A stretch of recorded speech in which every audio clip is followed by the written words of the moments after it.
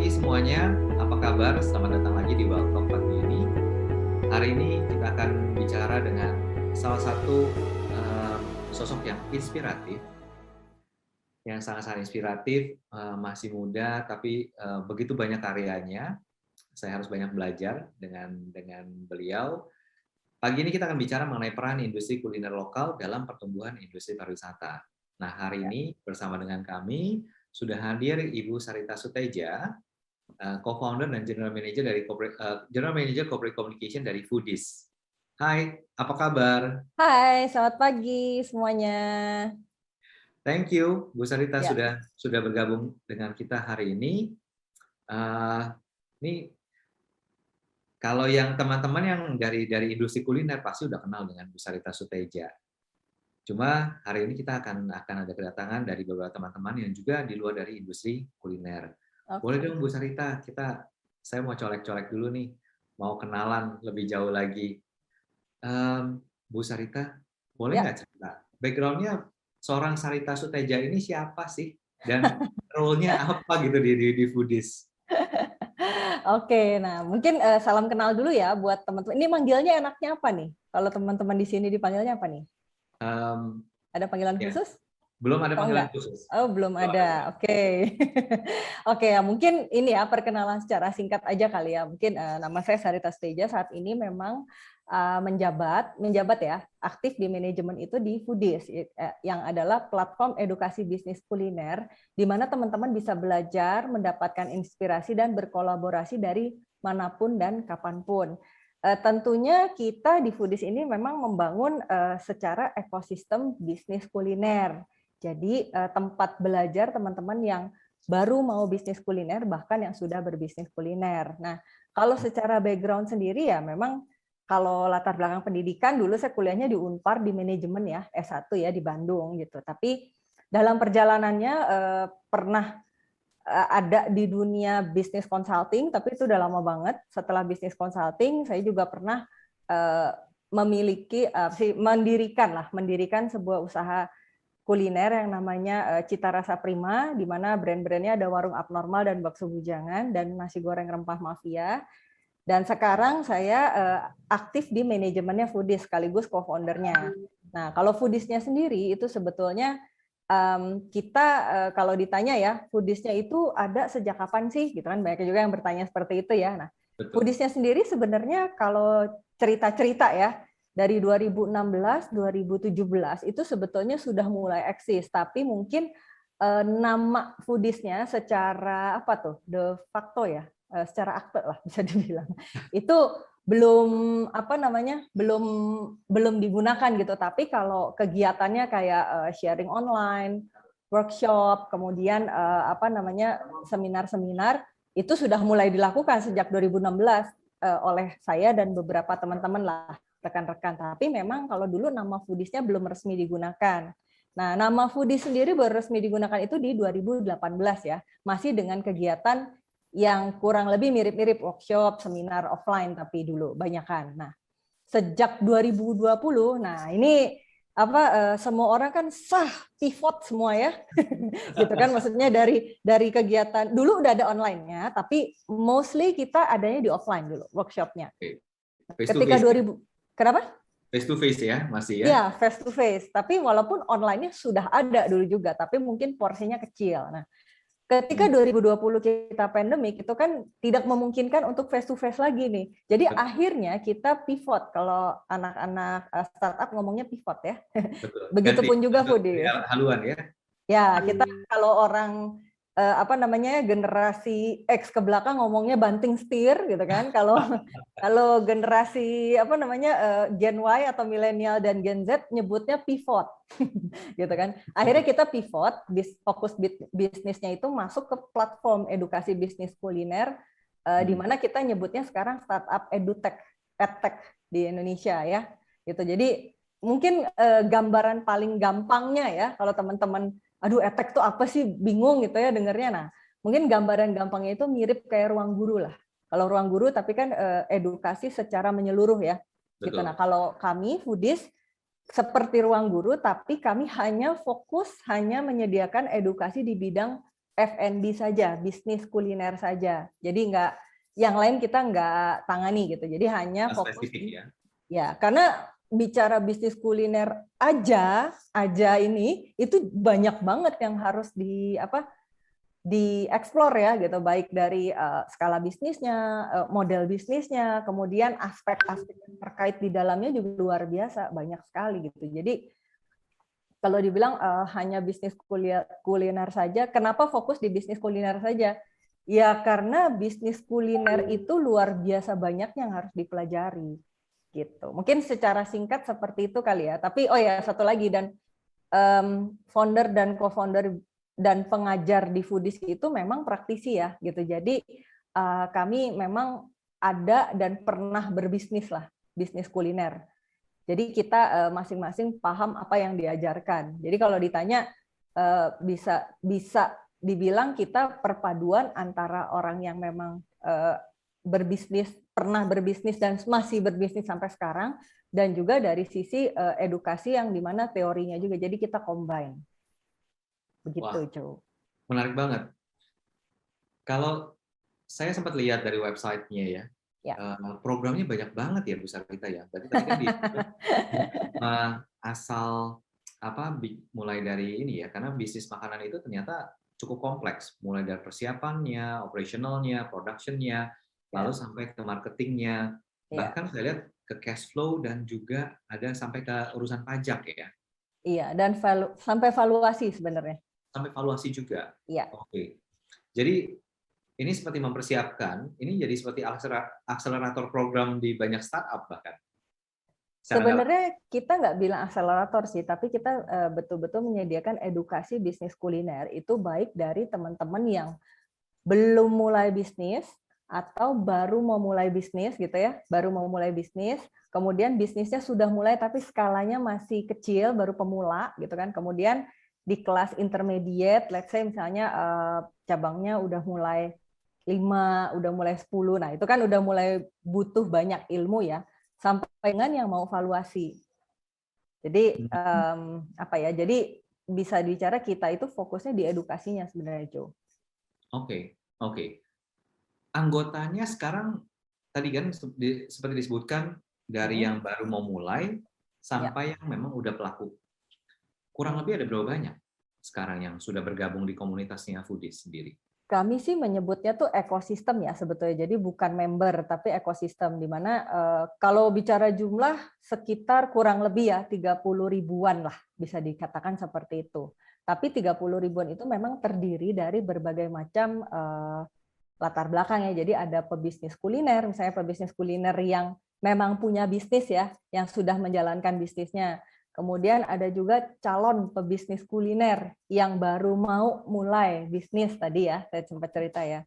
Kemudian ada juga beberapa teman-teman Gen Z itu anak-anak sekarang lah, murid gitu kan yang baru mau belajar bisnis kuliner.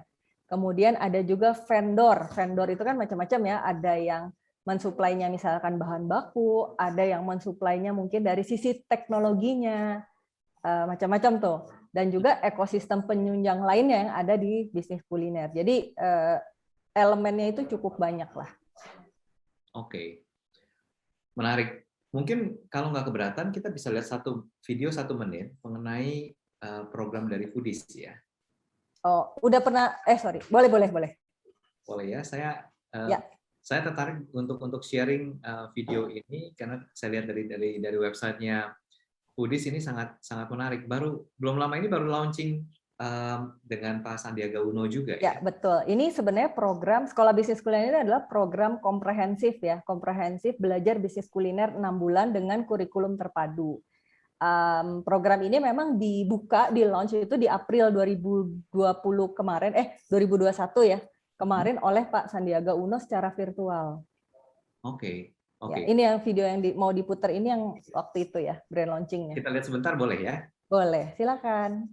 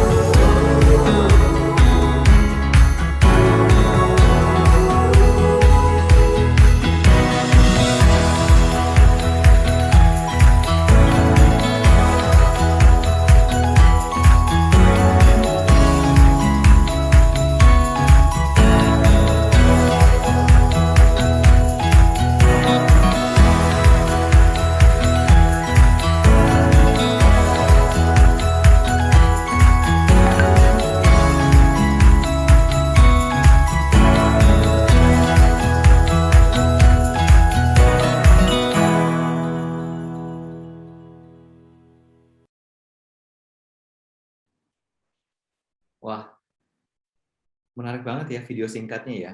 Kelihatannya banyak banget programnya, cukup komprehensif. Mmm, Membuat saya jadi apa, tertarik juga untuk sharing mengenai, hal ini ke teman-teman yang lain. Nah, mmm, ada berapa ya founder-nya, Bu Sarita? Ada beberapa lah, tapi intinya tadi yang sempat saya ceritakan di awal ya, bahwa foundernya itu memang praktisi-praktisi pebisnis kuliner yang memang sudah berbisnis dari nol sih bisa dibilang gitu. Jadi ada saya dan beberapa teman, mungkin nama-nama yang mungkin teman-teman ada yang tahu, mungkin ada yang enggak ya gitu. Jadi ada Rex Marindo yang adalah CEO kami gitu kan, ada Mas Danis Puntoadi dan Stefani Kurniadi, dan saya sendiri Sarita Steja. Kami mungkin teman-teman tadi taunya dari CRP ya, Cita Rasa Prima Group, yang dulu mendirikan warung abnormal, bakso bujangan, dan nasi goreng rempah mafia. Nah, ada lagi Mas Yusak M. Yahya, itu CEO-nya Serasa Food dan juga financial modeler. Ada juga Mas Ahmad Saiful, itu saya agak lupa sih title-nya ya, tapi intinya beliau global SCM-nya salah satu perusahaan multinasional, tapi saya kayaknya nggak bisa bicara tentang brandnya ya, karena kan beliau tidak mewakili brand itu ya, gitu ya. Gitu. Tapi pengalamannya itu 18 tahun sih sebetulnya di global SCM. Itu supply chain management tapi global. Nah, kemudian ada juga Mas Gito Wahyudi. Gito Wahyudi ini sebetulnya salah satu pemilik venture capital juga di Indonesia. Kemudian ada juga Bapak Budi Isman. Kalau Bapak Budi Isman ini saya agak bingung ya mendefinisikannya apa, tapi yang pasti beliau ini sangat senior sekali. Biasanya kalau pebisnis kuliner biasanya tahu beliau sih gitu, karena beliau pengalamannya luar biasa, sudah pernah meng-IPO-kan sebuah perusahaan juga gitu kan. Jadi saat ini beliau lebih banyak bicara mungkin filantropis ya. Jadi filantropisnya itu berbagi ilmu, membantu UKM. Memang mendedikasikan hidupnya itu di sana saat ini gitu. Karena mungkin kalau dunia profesional ya mungkin beliau dulu pernah ada di Coca-Cola, pernah ada di saya lupa perusahaannya apalagi satu lagi ya. Tapi yang pasti beliau juga salah satu orang di balik kemarin di balik membantu dalam mensukseskan si Haus, kalau pernah dengar brandnya Haus Indonesia ya, gitu, sampai akhirnya bisa mendapatkan pendanaan dari BVI ya, BRI Ventures gitu. Kemudian salah satu orang juga membantu di Agrinesia, kalau pernah tahu brandnya itu bolu susu Lembang, bakpia Tugu Jogja, terus saya lupa apa lagi ya. Agak banyak lah gitu. Jadi kalau ditanya orang-orang di baliknya siapa, ya itu tadi yang saya sebutkan gitu. Jadi kami memang kan aktif berbisnis kuliner ya, praktisi kami itu. Jadi pada saat kami mengajar, tentunya berdasarkan update ilmu yang saat ini dan juga berdasarkan pengalaman yang pernah kami lakukan. Begitu sih. Jadi programnya baik karena memang di belakangnya ini banyak orang-orang yang memang menjadi praktisi dan bukan praktisi baru, bahkan udah cukup senior di bidangnya ya. Iya. Oh iya, satu lagi, di Foodies itu kita juga sampai membangun tim kurikulum sendiri ya. Oh wow. Ya, jadi kami punya tim kurikulum. Asal-asalan program sharing, tapi juga ada kurikulumnya. Yes, jadi kalau yang sekolah bisnis kuliner itu yang tadi videonya diputar ya tadi ya, itu sebetulnya adalah salah satu programnya Foodies. Hanya salah satu programnya Foodies yang diperuntukkan untuk teman-teman yang mau belajar bisnis kuliner itu secara kurikulum terpadu. Jadi bicaranya apa ya? Jadi kalau kayak kita kuliah itu kan udah ada silabusnya ya. Betul. Nah, sekolah bisnis kuliner itu khusus yang kita sudah buat silabusnya. Jadi teman-teman yang dari nol, nggak tahu mau belajarnya apa dulu, nah masuknya ke sekolah bisnis kuliner, karena dia programnya 6 bulan, komprehensif. Sedangkan kalau kelas-kelas Foodies yang lain, itu biasanya kita based on skala bisnis dan based on kebutuhan. Misalnya teman-teman skala bisnisnya sudah menengah ya, intermediate. Kemudian yang dibutuhkan misalnya ya, saya ingin tahu details mengenai operational. Nah, itu kita punya, misalnya kayak 2 months program atau Foodies Masterclass, ada kelasnya lagi tentang operasional. Nah, itu biasanya akan dibahas kelasnya itu kalau yang offline dulu itu sampai sekitar 2 hari, 3 hari. Tapi bisa dibeli secara e-course juga, bisa secara online juga dipelajari. Atau misalnya saya ingin saya ingin tahu mengenai misalnya apa ya, kalau yang intermediate mengenai SCM misalnya. Kalau misalnya cabangnya satu belum butuh biasanya SCM, tapi ketika cabangnya udah 5, nah itu udah mulai butuh tuh kan, gitu. Udah Nah, mulai mikir kompleks jadinya kebutuhan. iya, karena harus diatur jadinya. Nah, itu biasanya kita punya juga kelasnya SCM. Nah, itu kelas-kelas foodies yang lain seperti itu. Tapi kalau misalnya mau masuknya ke sekolah bisnis kuliner, program itu yang benar-benar komprehensif. Jadi kita sampai buat yang namanya tim kurikulum sendiri untuk menyusun semua kurikulum yang kita ajarkan di sekolah bisnis kuliner maupun di kelas-kelas yang memang bukan reguler ya, tapi apa ya, based on kebutuhan tadi, based on kebutuhan dan based on skala bisnisnya teman-teman. Wah, boleh tahu nggak range harganya berapa untuk yang kalau buat teman-teman yang memang baru mau mulai, tadi kan ada yang 6 bulan ya, itu biayanya berapa sih, investasinya berapa untuk? Kalau sekolah bisnis kuliner sebetulnya sih paling enak dilihat sendiri di ini ya, di www.sekolahkuliner.com, karena di sana ada investasinya sebetulnya. Yang bisa diambil apa saja gitu kan, kelasnya apa saja, karena kurang apa ya, yang pasti sangat terjangkau lah. Gitu, Jadi sangat nanti terjangkau dilihat lah. di sekolahkuliner.com ya. Ya, sekolahkuliner.com, atau bisa juga tanya-tanyanya itu langsung ke CS-nya Foodies di WhatsApp. Oke, Gitu. baik. Jadi itu teman-teman yang memang berminat bisa mampir ke Foodies, website-nya Foodies atau ke sekolahkuliner.com ya. Website Foodies itu www.foodies.id sebenarnya. Kalau yang program khusus sekolah bisnis kuliner, sekolahkuliner.com.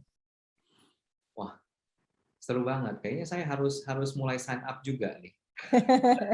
Atau minimal sebenarnya sih kalau teman-teman mau lihat dulu gitu, itu bisa ke YouTube channelnya Foodies yang tadi dibuka sama Jo ya. Oke. Itu di Foodies YouTube channel, itu di sana ada sekitar 600-an video sebetulnya sudah kita upload. Nah, di sana juga sebenarnya banyak pembelajarannya yang kalau dilihat itu kontennya itu nggak cukup dalam lah. Ada beberapa pembahasan yang cukup dalam kita upload di sana.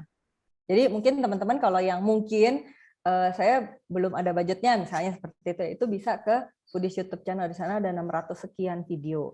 Tapi kalau misalnya teman-teman yang sudah mau mulai invest, itu kelas-kelasnya Foodies itu juga sudah bisa dibeli sih sebenarnya secara online.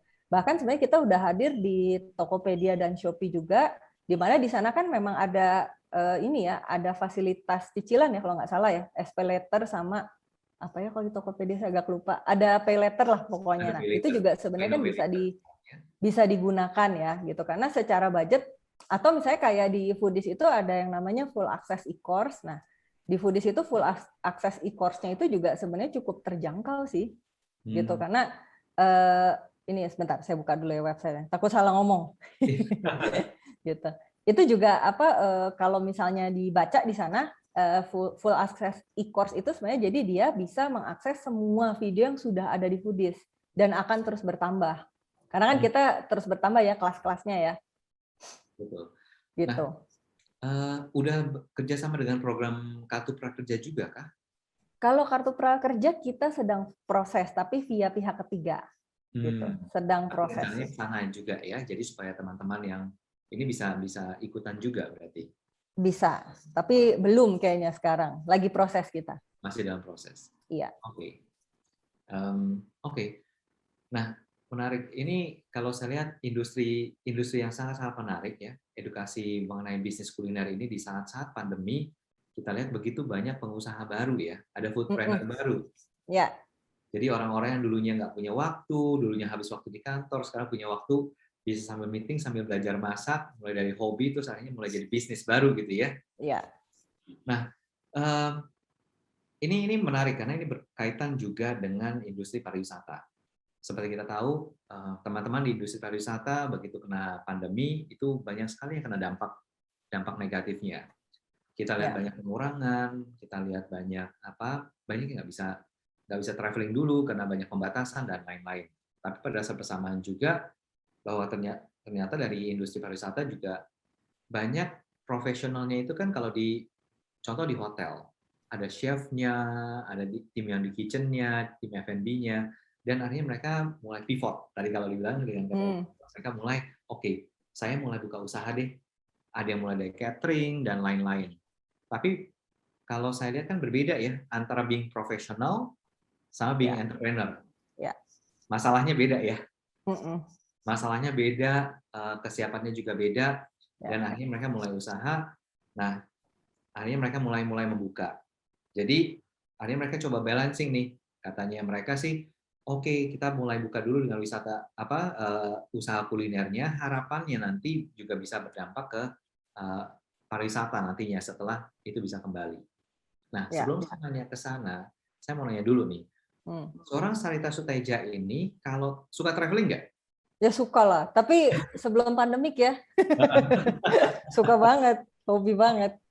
Kalau lagi traveling, are you a traveler atau are you a tourist? Yang pasti definisinya kali ya, mungkin kalau boleh saya definisikan sendiri gitu ya, kalau saya tuh traveler banget lah kemana-mana gitu kan. Tapi kita itu, kalau aku sama teman-teman senangnya kalau traveler itu pastinya wisata kuliner. Oke.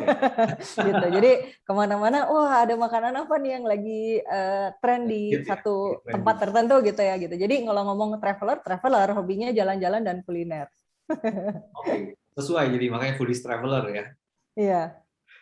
Oke, kira-kira kalau menurut menurut Bu Sarita, Ya. kolaborasi industri kuliner sama pariwisata itu secara umum itu masuk nggak sih?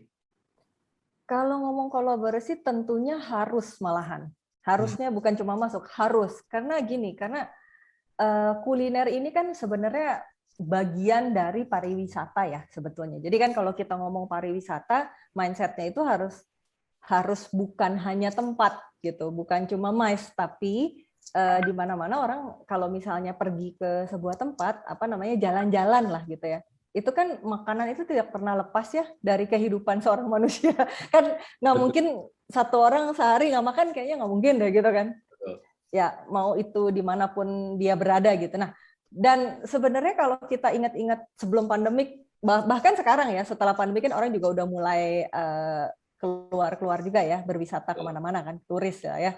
Nah, kalau kita ingat-ingat lah ya di masa lalu gitu, kita kalau misalnya pergi ke sebuah tempat itu biasanya pengennya tuh nyari makan, bolehlah yuk nyari makan. Di sini yang lagi happening apa ya? Pasti gitu kan. Di sini yang lagi Betul. tren apa ya? Atau misalnya nanya, di sini oleh-olehnya apa ya? Pasti seperti itu kan biasanya. Dan biasanya oleh-oleh itu nggak cuma benda, tapi adalah makanan khas di daerah tertentu gitu. Jadi kalau ditanya hubungannya industri kuliner sama pariwisata itu seperti apa? Oh, saya bilang erat banget justru gitu. Kayaknya bahkan sesuatu yang tidak bisa dipisahkan. Jadi kalau ngomong industri kuliner pastinya erat dan penting banget harus dibangun sih kalau menurut aku ya gitu. Karena pariwisata itu kan daya tariknya itu turisnya baik internasional maupun lokal ya. Karena bisa dibilang kan yang namanya turis itu nggak cuma bule-bule gitu, tapi turis domestik pun itu juga namanya turis. Gitu. Saya orang Bandung nih, pergi ke Bogor kan jadi turis juga. Terus dari Bandung gitu Iya, ya. turis dari Bandung, bener kan? Kita nih ke Bali, kan kita juga turis di Bali. Gitu kan. Dan ya kan sebenarnya kan karena kita bukan orang Bali gitu. Saya bukan orang Bogor ya, jadinya turis di sana. Nah, to be honest kalau misalnya kita ke sana gitu, itu biasanya kalau saya ke sebuah tempat tertentu ya, baik itu luar negeri atau dalam negeri, itu kan biasanya yang dicari itu adalah local food yang signature apa di sana, yang heritage apa gitu. Sehingga harus kalau menurut aku sih harus dibuat satu kolaborasi yang cakep lah gitu ya antara industri pariwisata dengan industri kuliner justru. Jadi harus ada food local campaign gitu, atau kalau orang kan suka bilang local champion lah gitu kan. Nah, itu harusnya tuh jadi satu apa ya? Jadi satu potensi kolaborasi yang justru sangat besar dan harus bahkan kalau menurut aku ya gitu. Karena Di satu apa program ya? khusus ya.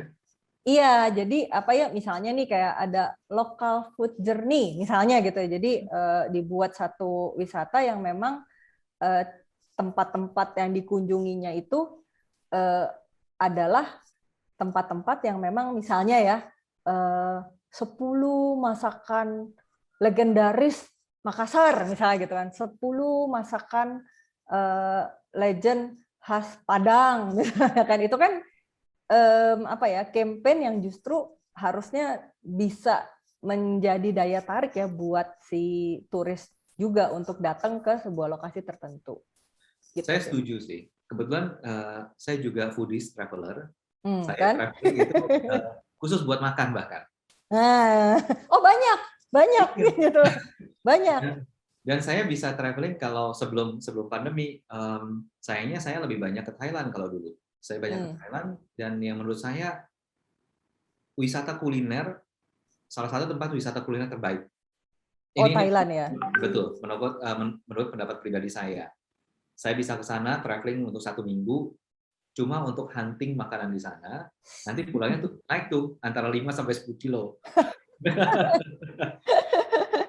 Karena menurut saya ini yang tadi Ibu Sarita bilang bahwa mereka bahkan udah bikin campaign-campaign bahkan di level mall itu pun mereka udah bisa lakukan. Jadi mereka ada misalnya Korean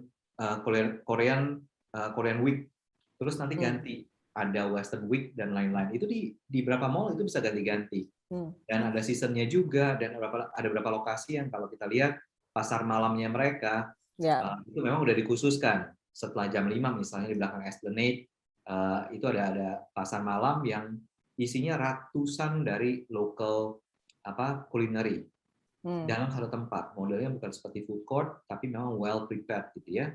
Dan itu sangat menggugah selera, begitu datang bisa kayak wow, udah panik gitu kan, kayak kalap mau semua dibeli gitu ya. Iya, semua. Jadi akhirnya rame-rame. Nah, karena kita tahu nggak mungkin kalau pergi sedikit orang kita nggak bisa makan banyak gitu kan. Jadi akhirnya jadi ngumpulin banyak orang, akhirnya jadi satu grup dan jadi wisata kuliner. Nah, kita lihat juga Penang udah mulai digabung dengan wisata kesehatan. Korea juga udah mulai ke sana, Jepang udah jadi satu tujuan ini lagi wisata kuliner. Indonesia kapan ya bisa ke sana? Kalau menurut Bu Sarita gimana? Kayaknya kalau ngelihat dari kalau ngelihat dari pemerintah kita itu sebenarnya udah mengarah ke sana sebenarnya dari sebelum pandemik juga. Cuma mungkin pandemi kemarin itu kan surprise ya buat kita semua.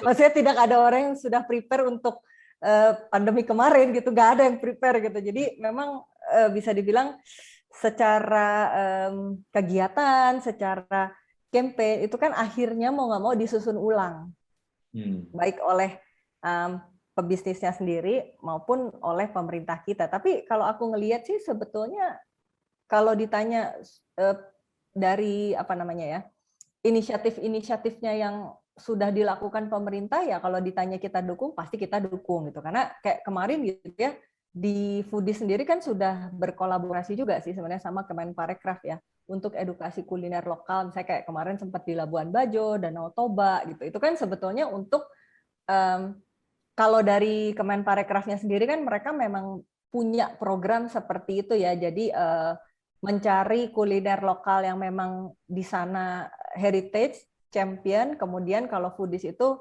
peran sertanya kenapa diajak ikut, itu karena kita perannya untuk mengedukasi bagaimana menjalankan bisnisnya. Jadi, dan biasanya rombongan itu ada chefnya juga yang diajak sama Kemenparekraf untuk mengkreasikan, menggali lah gitu di sana potensinya apa, kemudian dikemasnya seperti apa pada saat dimasak. Seperti itu ya. Jadi, kalau ngomong kuliner itu kan tentunya bisa jadi entry yang bagus banget ya untuk meningkatkan wisata lokal. Betul. Karena kan tadi Jo sendiri juga bilang ya ke sana cuma buat kulineran doang gitu ya. Udah pasti makanan itu menjadi salah satu daya tarik ya kalau di sebuah wilayah dan di Indonesia itu kan benar-benar jenis bumbunya, jenis masakannya itu kan luar biasa banyaknya ya gitu.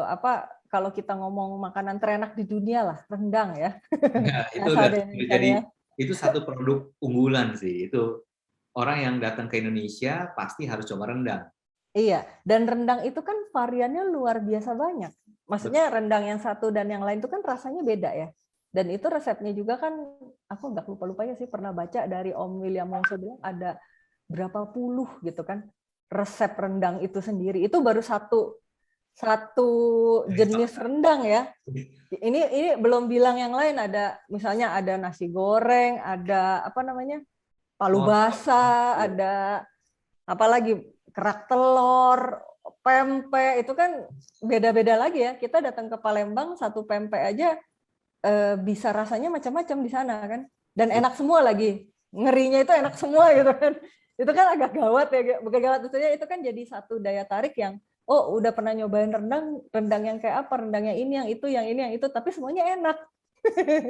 Gitu. Jadi kalau ditanya potensinya besar ya pasti besar banget ya. Dan apa ya, kalau bicara campaign ya tentunya kita kalau Foodies ya sebagai sebuah platform ya of course kita selalu mendukung ya, dan kita selalu mengedukasi banyak pebisnis kuliner lokal khususnya itu untuk mulai bisa secara keilmuan itu harus bisa untuk mulai merapihkan lah bisnisnya gitu agar bisa bersaing gitu kan, karena jadi kan siap juga. Kenapa? Jadi lebih siap juga ya. Iya betul gitu. Karena sayang juga nanti kalau misalnya setelah dipromosikan ternyata mereka juga nggak siap untuk scale up. Iya. Ya kan, kalau kata bahasa startupnya nggak bisa scale up, nanti malah sayang, mereka malah jadi kena dampak buruknya juga karena nggak bisa deliver, nggak bisa jaga kualitas makanannya, dan lain-lain ya. Nah, tapi tadi kita ngobrolin mengenai potensinya. Wah, Indonesia selalu kalau kita bicara potensinya banyak banget. Tadi dari kulturnya udah banyak. Jenis makanannya pasti banyak gitu kan. Tadi baru bicara rendang, belum bicara lontong, belum bicara soto. Ya kan? Soto juga berat di ujung. Nah, tapi apa sih yang diperlukan kalau kita lihat, tapi ini kan belum kejadian. Ya, kita baru bicara potensi. Indonesia potensinya banyak. Tapi apa sih yang diperlukan sebetulnya untuk bisa membuat kita sekuat atau bisa berkompetisi dengan negara lain di industri wisata kuliner? Mungkin kalau kita melihatnya itu adalah lebih ke edukasi dan ilmunya ya gitu, karena kan yang seperti kita banyak tahu ya, kayak kemarin nih tiba-tiba banyak orang yang mendadak jadi pebisnis kuliner. Di satu sisi semangatnya bagus gitu, tapi tentu saja kalau bisnis mau sustain bukan cuma kuliner ya, itu intinya kitanya harus update dan harus punya ilmu. Nah, sisi ilmu ini yang somehow kadang-kadang kalau orang menganggap bisnis kuliner itu yang penting punya resep bisa masak, padahal nggak cuma itu. Gitu kan. Karena bisnis kuliner itu kan sama aja kayak bisnis yang lain ya. Punya produk itu bukan berarti selesai PR-nya. PR-nya masih banyak banget gitu kan. Dia harus paham bagaimana mengembangkan model bisnis, misalnya memilih model bisnis yang cocok untuk dirinya itu seperti apa. Kemudian kalau udah mau ngomong ini baru ngomong yang fundamental dulu ya. Dia memilih model bisnisnya seperti apa, misalnya apakah pengen ngembangin brand sendiri, apakah misalnya mau jadi sisi yang jadi apa namanya vendornya kah, kan banyak juga orang yang punya pabrik kemudian ada juga brand maklun ke dia. Nah itu kan juga sebenarnya bisa dilakukan toh. Gitu. Kemudian sekarang muncul lagi tren baru cloud kitchen misalnya. Jadi kita kalau misalnya punya produk itu nggak harus punya tempat kafenya atau restorannya kan. Ada yang seperti itu. Kemudian kalau ngomongin mau scale up itu juga bermacam-macam ya caranya ya. Ada yang misalnya pakai pinjaman bank yang sering dilakukan orang. Ada juga yang pakai sistem kemitraan atau franchise, biasa orang nyebutnya, padahal sebenarnya harusnya bukan franchise tapi kemitraan. Ya kan seperti itu. Atau bisa juga misalnya pakai sistemnya misalnya ya, ada juga beberapa yang pakai investor misalnya. Atau bisa juga partner store. Itu kan macam-macam sebetulnya ya. Gitu. Itu baru dari sisi scale up-nya. Belum lagi kita bicara mengenai operasionalnya misalnya, mau sistemnya seperti apa. Belum lagi bicara SCM-nya tadi kalau kita mau cukup luas ya. Betul, kalau banyak outletnya. Ya, itu kan maksudnya PR-nya itu luar biasa banyak sekali gitu. Atau ujung-ujungnya kalau misalnya kita butuh investor, misalnya orang nyebut gitu ya, mau valuasi, bagaimana orang membuat proposal bisnis, atau kalau anak yang bahasa kerennya pitch deck kan, bahasa kerennya pitch deck. Bahasa gampangnya itulah bikin proposal bisnis kan. Proposal itu kan isinya ini kan rekaman masa lalu, track record-nya seperti apa, kondisi existing seperti apa, ke depan prediksinya seperti apa, butuhnya berapa, dan uang itu mau diapain untuk mencapai ke depannya mau apa, kan gitu ya. Nah, itu kan Betul. sebenarnya proposal bisnis kan. Potensinya ke depan seperti apa. Nah, untuk menyusun proposal bisnis juga kadang-kadang kan checklistnya banyak. Nah, itu yang kadang-kadang teman-teman pebisnis kuliner itu belum ready untuk itu. Kadang-kadang, iya betul, kadang-kadang ditanya apa namanya, marginnya berapa? Nah loh, kadang jawabnya aja masih oh, Bingung kira-kira, ya. udah. Kalau iya kan ditanya gitu kan, Betul. kadang-kadang kalau ditanya omset mungkin dia hafal, tapi ketika ditanya COGS-nya berapa? Nanti lihat dulu, ya udah selesai, udah nggak jadi invest pasti kan. Loh, iya dong kalau ditanya Betul, gitu aja dia betul. nggak bisa Karena jawab nggak kan. bisa cuma ngeliat dari omsetnya aja, tapi kalau nggak tahu Nggak bisa. COGS-nya, nggak akan bisa ketahuan. Terus mereka punya costing, besarnya ada di mana, komposisinya seperti apa. Iya, dan ke depannya itu kadang-kadang kalau kita mau scale up ya, di invest itu somehow kalau kitanya belum ready, jadi pisau bermata dua ya, bisa merusak bahkan kalau kita belum siap gitu. Misalnya secara organisasi misalkan harus dikejar opening dalam 1 bulan, misalnya 30, sehari 1 tuh. Gitu kan. Wah, kalau infrastruktur sama timnya belum ready itu bisa kacau balau. Betul. Gitu kan. Malah akan jadi bumerang tadi. Iya, atau jangan-jangan ada beberapa bisnis yang kita beberapa kenal lah ya.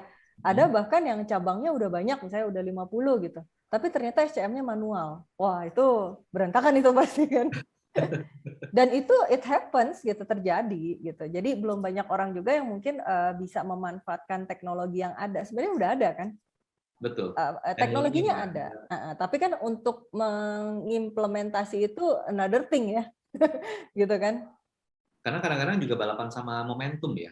Ada yang tiba-tiba Betul. besar sampai mereka nggak belum ngejar untuk nyiapin belakangnya. Betul. Ada Ya. yang memang di belakangnya siap, momentumnya nggak dapet. Iya.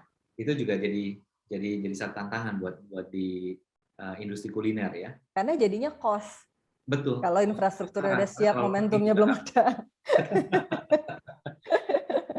Tapi kita baru bicara ini baru satu bisnis, gitu kan? Ya. Sedangkan kalau saya mau tarik balik nih, konteksnya adalah kalau kita bicara mau menciptakan Indonesia sebagai tujuan wisata kuliner, itu baru satu ya, wisata kuliner itu satu.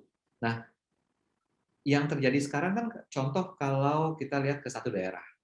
Oke, saya dengar di Medan ini ada sate A yang enak banget, lari ke sana, gitu kan? Kita ngejar kan, kalau sebagai foodies traveler kita lari ngejar.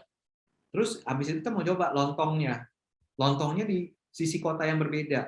Ini kita lari sana sini, dan itu waktunya habis. Dan saya lihat di Indonesia mungkin masih seperti ini, karena nggak ada satu lokalisasi tempat yang bisa berkumpul, jadi kayak pusat kuliner terbaik itu ada di mana. Jadi akhirnya mau jadi tadi foodies traveler ke Indonesia juga masih quite challenging gitu kan. Ada beberapa tempat yang sudah ngumpul jadi satu, nggak terlalu jauh, jadi mereka bisa cobain banyak hal. Kalau foodies kan gitu kan, maunya makannya kalau bisa nyobain sebanyak mungkin gitu kan. Ada yang seru nih, ini yang seru, jadi bisa nyobain semuanya. Cuma kalau jarak tadi, terbentang waktu dan jarak, itu kayaknya jadi nggak optimal. Nah, gimana ya caranya? Mungkin apakah ada pengalaman atau ada tips gitu buat teman-teman bahkan di industri, gimana sih caranya menciptakan jadi satu bahwa kuliner ini jadi satu daya tarik khusus? Apakah memang harus dibuat satu lokasinya kah? Kita lihat ada beberapa brand ya yang sudah mulai kan. Ada titik-titik kitchen, ada titik-titik kitchen gitu ya, yang ngumpulin beberapa vendor atau beberapa brand jadi satu. Tapi kalau menurut Bu Sarita, apakah itu cukup atau enggak sih? Mungkin kalau ngomongnya industri kuliner itu justru kadang-kadang ya ini ya, kadang-kadang ya orang tuh kan kalau misalnya pergi ke sebuah wilayah justru pengennya kalau dia hanya bisa ditemukan di daerah tertentu saja, itu justru menjadi daya tarik loh, jangan salah loh. Ada beberapa bisnis kuliner adalah beberapa bisnis kuliner yang khas Bandung, kemudian dia buka titik di luar Bandung, itu malah jadi merusak brandnya tuh ada sebetulnya. Nggak berhasil itu. Ya? Kurang work. Kenapa? Karena dia jadi kehilangan keunikan kan ya. Kayak inilah aku nih udah 2 tahun nggak pernah ke Bali kan rindu mukbang jadinya. Waduh, ada yang beli mukbang ya pengen nyobain gitu kan jadi rindu mukbang karena nggak pernah makan karena cuma bisa makannya di sana. Ya, Gitu kan. Nah, kadang-kadang kalau yang namanya wisata itu daya tariknya itu adalah kadang-kadang justru tidak bisa dijangkau dari lokasi lain justru ya, biasanya seperti itu. Tapi kalau mungkin gini, cuma mungkin untuk mengobati kekangenan itu sebenarnya sekarang juga udah banyak kan yang membuka just-tip-just-tipan juga ya betul. sebenarnya. Walaupun aku pernah nyobain beli-beli yang seperti itu ya, tapi walaupun ketika dimakan di Bandung nih, rasanya agak beda sih. Kalau dikirim Kenapa? rasanya beda, feel-nya nggak dapet ya. Karena feel-nya nggak dapet. Jadi sebenarnya bukan rasanya beda ya, apa namanya ya? Kita memaknai satu value-nya itu nggak sama kalau saya makannya panas-panasan di Bali. Betul, Kadang-kadang seperti itu ya. Iya kan? betul. Jadi apa ya? Ya, Rasanya nggak enak lagi kalau nggak di situ makannya. ya. Secara value saya nggak dapet whole experience-nya aja sih sebetulnya ya. Mungkin kalau dirasa-rasa, mungkin ya bisa jadi rasanya sebenarnya sama aja. Gitu. Cuma kan feels kita yang makan di Bali sama di Bandung lain ya. Betul. Begitu sampai Bali juga rasa stresnya udah mulai beda gitu ya. Iya. Suasana hati juga udah beda. Jadi begitu nyoba, begitu makan di sana, terus ada anginnya, semilir-semilir, juga beda rasanya. Tapi intinya kalau misalnya mau menciptakan satu tempat yang memang uh, khas kuliner dari mana, ya itu juga salah satu langkah positif yang sudah dilakukan ya sama beberapa teman-teman pebisnis kuliner, which is nggak bilang itu salah, tapi nggak bilang itu juga benar. Karena kan sebenarnya kalau di bisnis nggak ada yang salah, nggak ada yang benar ya. Betul. Gitu. Jadi sebenarnya salah satu inisiatif untuk mengobati kekangenan cukup ya itu juga cukup positif yang harus kita dukung juga gitu. Cuma mungkin itu ya dalam membangun brandnya, dalam praktek bisnisnya aja sih mungkin yang harus lebih dirapihkan, kemudian harus lebih update apakah tren seperti itu akan terus ada atau enggak gitu Oke, kan. oke. Setuju. Karena nggak bisa semuanya disamaratakan. Tadi yang Ya. sebut sama Bu Sarita bahwa bisa jadi ada usaha kuliner yang memang sebaiknya ada di satu lokasi aja. Jadi orang jadi wisatawan juga ke sana untuk ngejar itu. Tapi at the same time bisa juga kita bisa bikin satu sentral kulineri yang mungkin bisa jadi objek wisata juga ya. Nah, sekarang kalau kita bahas lebih jauh lagi nih, tadi kan kita bicara pariwisata secara luasnya. Kalau kita udah bicara masuk ke wisata kesehatan, kan dari pemerintah juga mulai menajamkan ya, ada beberapa potensi wisata yang memang mulai diangkat. Contoh wisata kesehatan aja dibagi jadi 5 klaster. Ada kebugaran, ada kesehatan, ada olahraga, terus juga ada estetika, anti aging, anti penuaan sama herbal. Terus yang terakhir ilmiah kedokteran. Oh banyak ya. Nah, jadi banyak, jadi dipecah-pecah. Kalau menurut saya memang pemerintah berusaha melakukan ini juga hal yang cukup baik ya, karena kalau bicara wisata kesehatan aja gede banget gitu. Iya. Kita bicara sebelum sampai ke wisata medis, harusnya wisata wellness sama wisata health baru bisa masuk ke medical tourism gitu kan? Iya. Ada stages-nya. Nah, kalau dengan dibagi berapa klaster itu menurut saya ya harapannya bisa jadi lebih tajam program-program ini. Nah, gimana ya kita gabungin antara kuliner sama wisata kesehatan? Saya baru melihat satu nih, ini yang jadi contoh saya adalah Penang. Apa? Sorry?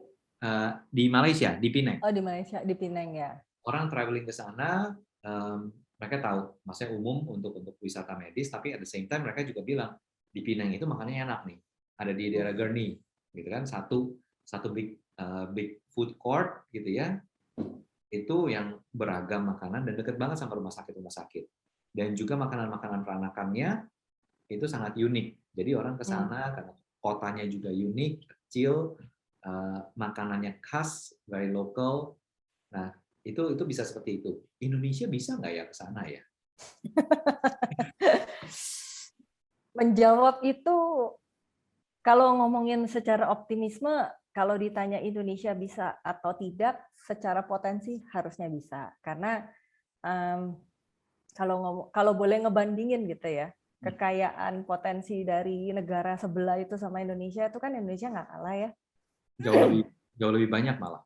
Ya, gitu. Makanya tadi kalau dibilang Indonesia bisa sampai sana atau enggak, seharusnya bisa. Ya kita ya itu tadi salah satunya kalau Foodies kan selalu ngedorong-dorong terus ya melalui pendidikan, edukasi karena ya tujuannya itu gitu bahwa berkaca teman-teman pebisnis kuliner itu juga selain ilmunya harus banyak gitu kan, wawasannya juga harus terus dibuka gitu. Makanya kalau di Foodies kan juga kita selalu menghadirkan isu-isu terkini juga ya gitu bahwa oh sekarang lagi tren apa. Nah, itu teman-teman pebisnis kuliner harus tahu gitu, wajib tahu apa yang lagi baru, apa yang lagi tren di bisnis kuliner tadi gitu kan. Kayak kemarin mungkin waktu kita lagi pandemik tuh ya, lagi heboh-hebohnya Dalgona Coffee ya. Yeah. Nah, baru-baru ini Dalgona Candy gara-gara Squid Game kan. Itu kan maksudnya hal-hal yang mungkin baru. Kemudian cara berkomunikasinya mungkin kalau sekarang orang pada hobinya mainnya TikTok dan Instagram tentunya. Tapi kan hal itu tuh kan harus terus-menerus diupdate ya. Betul. Harus terus-menerus diupdate karena kan platformnya itu kan platform internasional atau bukan Indonesia aja gitu. Nah, hal-hal seperti ini yang harus terus-menerus dikampanyekan gitu sama kita bahwa kita selain bicara mengenai ilmu yang memang harus diisi terus dan harus update juga ya, karena kan SCM 5 tahun lalu sama SCM sekarang kan juga pasti berubah ya.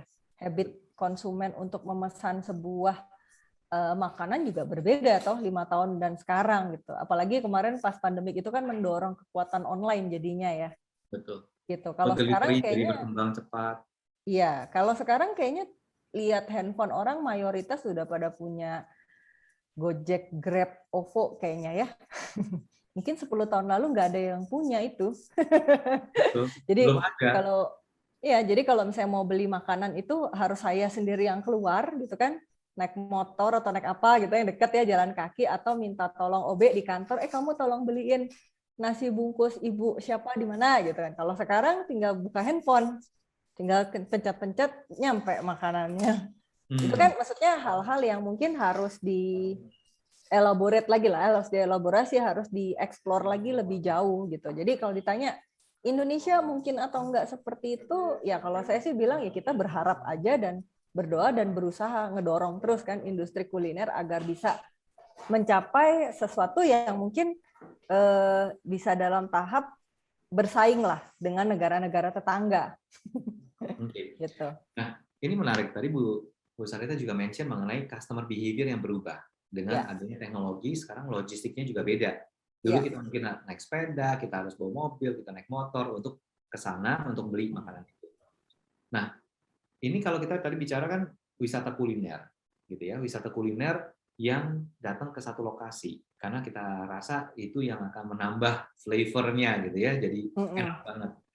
Nah, dengan adanya food delivery, ini akan jadi satu peluang atau tantangan pada saat bersamaan.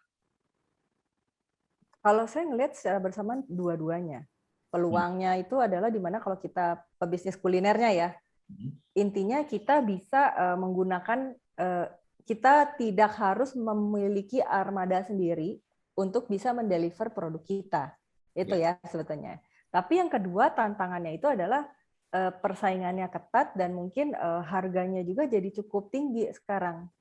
Gitu. Nah, itu sebenarnya adalah bagaimana caranya teman-teman pebisnis kuliner itu ya harus mampu untuk ngutak-ngatik angka lah ya untuk mensiasati hal itu gitu. Jadi agar secara margin mungkin nggak sampai tergerus banget, masih cukup, masih bisa gitu ya. Nah, mungkin yang kedua juga adalah bagaimana mendatangkan si konsumennya itu bisa lebih banyak lagi karena kan persaingan di delivery online tuh luar biasa berdarah-darah sih sekarang ya. Gitu. Dan sekarang juga sebenarnya kan udah mulai banyak channel-channel jualan lain misalnya lewat e-commerce. Ini juga sekarang kan lagi rising juga ya. Betul. Voucher gitu kan? Mulai kembali lagi. Yes. Voucher dah. Ini kan sebenarnya adalah bagaimana teman-teman pebisnis kuliner ini juga aware terhadap perkembangan e-commerce gitu kan. aware terhadap program-program yang ada di setiap platform-platform itu. Kan sekarang kalau ngomongin Gojek, GoFood, GrabFood, mau nggak mau kita harus sebut juga Shopee Food dan Traveloka Eats ya. Walaupun mungkin masih banyaknya di Jabodetabek ya, belum merata sih memang gitu ya. Tapi ini adalah satu potensi yang harus mau kita pelajari juga sebagai pebisnis kulinernya. Kemudian harus juga mempelajari bagaimana cara orang berbisnis, buka toko di lapak-lapak seperti Shopee, Tokopedia ya, gitu kan? Karena vouchersnya juga luar biasa banyak sebetulnya. Tapi kita yang harus mau untuk belajar dan harus mau untuk bisa ikut serta lah gitu di program-program itu agar jadi tahu gitu bagaimana cara berjualan di sana. Gitu. Itu kan Strateginya juga sebenarnya juga jangan sampai salah ya. iya, bahkan sekarang ada satu teknologi kan namanya WhatsApp Business API ya. Betul. Yang ini nih kalau teman-teman pernah dapat message dari satu brand yang ada ini verified curug hijaunya. Nah, itu namanya WhatsApp Business API itu. Betul. Itu tanda paling gampangnya lah. Jadi intinya yang membalas kita itu robot sebenarnya bukan orang. Gitu. Itu kan Sudah salah satu. Ya, itu tuh sebenarnya salah satu teknologi di mana jadi kita itu implementasinya di bisnis kuliner ya. Jadi kita itu kalau misalnya punya misalnya cabangnya 5 gitu ya. Nah, itu adminnya nggak harus satu-satu ada admin. Tapi itu dijawabnya sama robot aja. Tapi kita memang harus memprogram awalnya ya. Jadi kalau si konsumennya nanya apa, nanti si robotnya akan nanya, kamu ada di titiknya, boleh nggak saya minta? Kamu ada di mana gitu. Nanti sama dia diarahin ke outlet terdekat. Kemudian dia bisa langsung pesen, langsung bayar, terintegrate langsung dengan e-wallet masing-masing. Jadi di pebisnis kuliner di outletnya itu tinggal masak. Nanti si siapa namanya orang deliverynya itu akan datang cuma pick up doang. Jadi selesai cuma sampai situ. Jadi maksudnya kita nggak harus punya admin sampai 5 atau 10 yang apa yang megangin ya ganti-gantian terus atau ngejawabin. mana minta bukti transfernya nyocokin lagi, nggak perlu itu gitu. Nah itu ada satu teknologi yang namanya WhatsApp Business API di mana kita sebagai pebisnis kuliner kalau outletnya banyak itu nggak usah invest di CS yang terlalu banyak justru. Betul, itu bisa menggantikan jumlah CS-nya diganti dengan chatbot juga ya. Yes, betul. Gitu. Jadi banyak lah sebenarnya kalau ditanya ya banyak nggak update-update sebetulnya cukup banyak. Tugas pebisnis kuliner itu harus mau tahu sebenarnya. Nggak boleh nggak mau tahu lagi, sekarang udah harus ngikutin kalau nggak pasti akan salah juga ya. Iya. Nah, mungkin saya tadi mau nambahin satu, ini juga menarik di kepala saya tadi berpikir mengenai tadi ada hal-hal baik dengan adanya food delivery yang sekarang gitu ya. Tapi pada saat pertama tadi yang seperti Bu Sarita bilang, kompetisinya juga gila-gilaan. Ya. Jadi kalau saya juga membayangkan, ini pengalaman pribadi juga. Saya ke Ubud, saya stay di sana, mau pesan ribs lah ya. Kalau udah di Ubud kan kita mau coba ribs gitu kan, mau pesan ribs, begitu kita search si A, nggak taunya muncul si B juga. Karena saya nggak ke sana, nggak ada di lokasi, otomatis kan saya akan melihatnya dari sisi harga. Gambar. Iya. Udah cuma ngeliatnya deket sama promonya berapa, sama harganya berapa, sisanya saya coba deh, gitu ya. Sedangkan kalau kita udah datang ke satu lokasi, udah nyoba, ya udah harganya segitu, it's okay. Kenapa? Karena kita datang ke situ khusus untuk mau nyobain. Kita nggak peduli sama harganya. Nah, ini juga jadi satu tantangan juga ya berarti ya. Tadi ada potensi baiknya, ada satu kekurangannya juga. Jadi artinya memang seperti yang Bu Sarita bilang, strateginya tuh harus baik, nggak bisa cuma nggak mau tahu dengan kompetisi yang ada di luar sana, nggak bisa juga aji mumpung kalau kita bilang ya, it's okay, brand saya udah dikenal banyak, jadi saya nggak perlu usaha banyak, orang pasti datang. Nggak juga ya sekarang ya. Wah, ini jadi menarik. Nggak berasa ngobrol sama Bu Sarita, kita ngobrol udah hampir 1 jam. Tapi saya banyak belajar hari ini, dan harapannya juga ini kita nggak berhenti di sini aja ya. Harapannya juga semoga nanti ke depannya juga Bu Sarita dengan Foodies kita bisa berkolaborasi lagi ke depannya. Kita bisa bantu teman-teman kita juga yang di industri pariwisata yang juga semoga mereka bisa segera kembali pulih supaya kita bisa jalan-jalan lagi. gitu. Pengennya jalan-jalan lagi. Iya, udah mesti jalan-jalan lagi. Kalau nggak Iya. kita nggak jadi makhluk sosial. Iya. Oke. Oke. Bu Sarita, terima kasih banyak buat waktunya Sama-sama. dan hadir. Well sendiri adalah Wealth atau Wellness and Health Tourism Hub merupakan sebuah platform yang tujuannya menginspirasi dan juga menjadi enabler supaya kolaborasi antar stakeholder ini bisa terjadi secara efektif dan juga efisien, dan sehingga bisa membantu pertumbuhan industri pariwisata bisa kembali lagi. Nah, event ini bisa terlaksana atas dukungan dari ralali.com. Kita bekerjasama dengan Ralali dan juga dengan R-Expo, yaitu sebuah platform virtual expo yang dikembangkan oleh Ralali dan bekerjasama dengan Bicep Event. Bicep Event sendiri merupakan sebuah organisasi, sebuah perusahaan yang berfokus pada B2B event producer. Jadi ada beberapa event-event yang diproduce oleh Bicep Event. Jadi tidak terbatas oleh Wealth, ada Indonesia Corporate Travel and MICE, ICTM, ada Corporate Creative Meeting and Events, CCME. Coming soon akan ada Art and Luxury Tourism dan juga Culinary Tourism.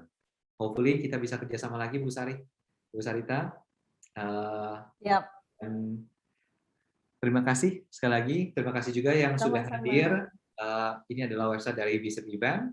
Silakan kunjungi event-event kami ada di sana. Stay tune dengan program-program yang akan datang. Bu Sarita, terima kasih.